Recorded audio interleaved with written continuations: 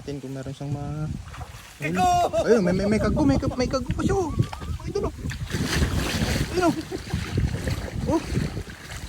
Galing naman ni Uncle oh. Nakakuha ng kago mga idol oh. Ayun oh. Ayun oh. Meron.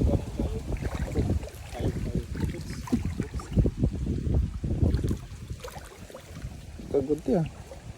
So, tingnan natin kung merong nakuli si Uncle.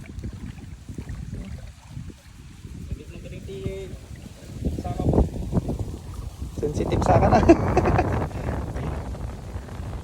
meron mga idol, meron si Uncle oh. Diyan pa si Uncle.